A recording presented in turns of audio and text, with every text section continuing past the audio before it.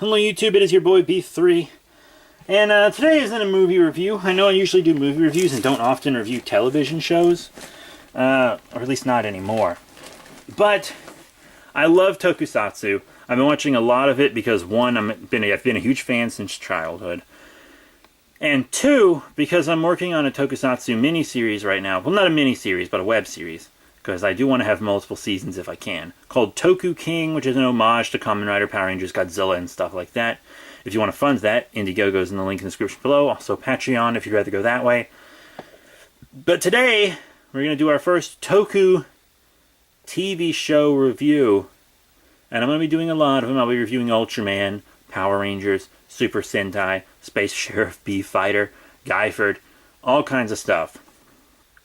But I wanted to start with one that I just kind of rewatched several parts of because I wanted to know some stuff for my series.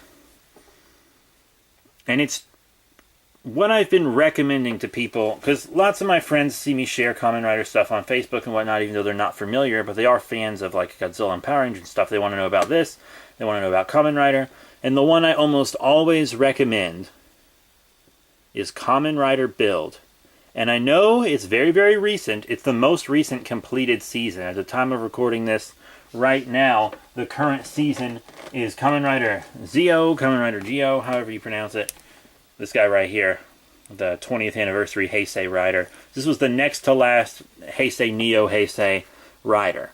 And I really, really loved it. It is a fantastic show. So we got Kiryu Sento here, aka Kamen Rider Build.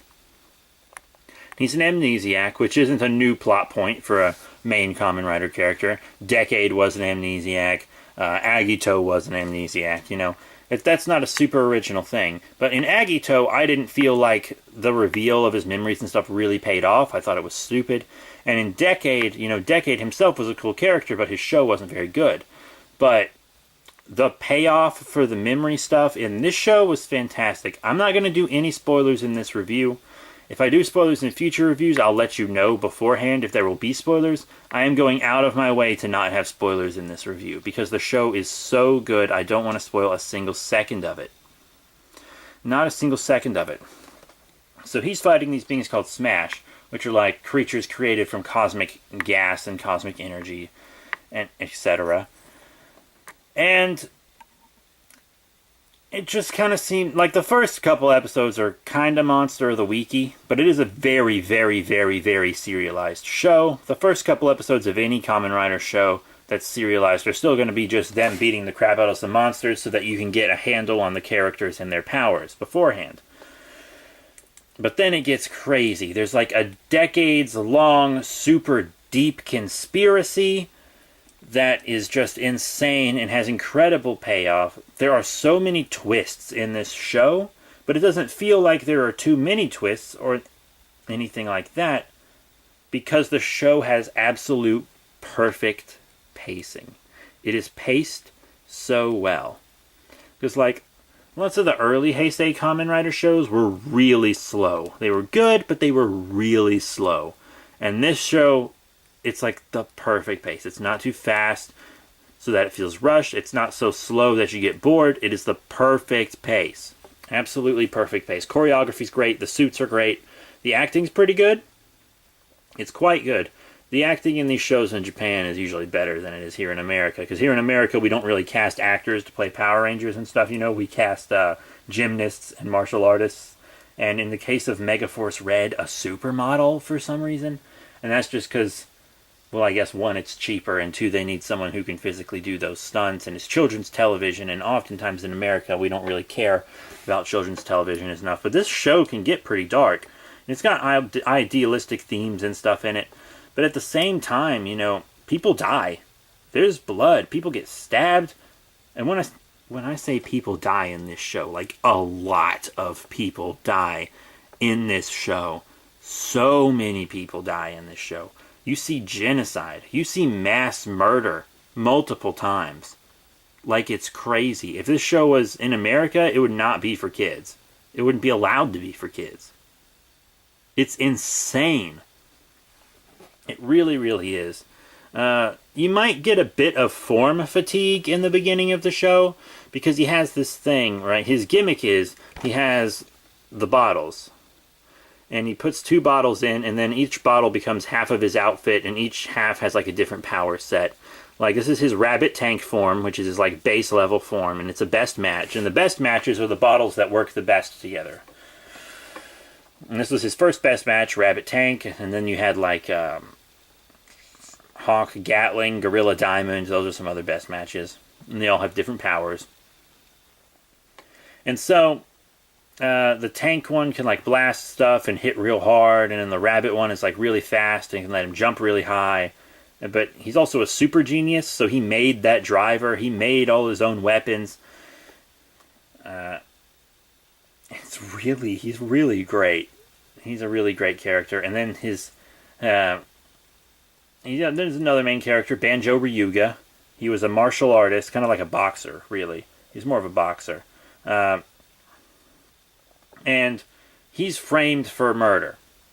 And they illegally experiment on him in prison, and he's freed, and then Build, and Sinto here, tries to find ways to prove him innocent and protect him. And then many other riders come into the show, like Kamen Rider Grease and Kamen Rider Evil. But it's not like too many riders. Like, some shows have like too many riders, and it's like, hey, calm down with all the riders. This show has a great amount of riders, and there are lots of people who transform, like the villains in Faust, like Night Rogue and Bloodstark. They can transform, but they're not Kamen Riders, because they don't use drivers. They use Trans-Steam guns, like this one. So, that's that. And then there are some Hell Bros.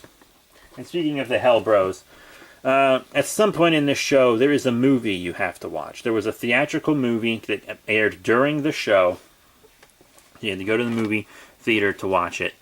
And that movie does affect the continuity of the show. It's a team-up movie. Heisei Generations, Forever, Kamen Rider Build, Kamen Rider XA. It's called something like that. I don't know. I honestly haven't seen it. I couldn't find a copy of it that would play right when I was first watching the show. And it doesn't affect most stuff. But then later there are 2 characters called the Hell Bros when all the riders are fighting each other. And these Hell Bros have the powers that the villain in the movie had. But that's all you really need to know, is that they're the powers from the villain in the movie. Other than that, the show's not really affected. And then there's another movie that you can just watch right when the show's over, because it doesn't really affect the show at all. That's that. And there'll be movie forms, like exclusive movie forms and stuff. But I can review the movies if you want. But I feel like not a lot of people would tune in to watch the Kamen Rider movie reviews. I'm not even sure a lot of people will tune in to watch this. But let me know in the comments if you want to see the movie reviews, and I'll do it. Because I enjoy making these videos. And talking about Toku. You can't stop me from talking about Toku. It's just whether or not I have the camera on while I'm talking about Toku. So there's also this thing called Pandora's Box, which is this artifact from Mars, and it creates the Sky Wall, which splits Japan in 3, and it kind of turns into 3 smaller countries, and they're all kind of at war. So there's lots of political drama, there's lots of personal drama, big conspiracy, all that stuff that I already said. And it's just a genuinely interesting show. Is it my favorite Kamen Rider show?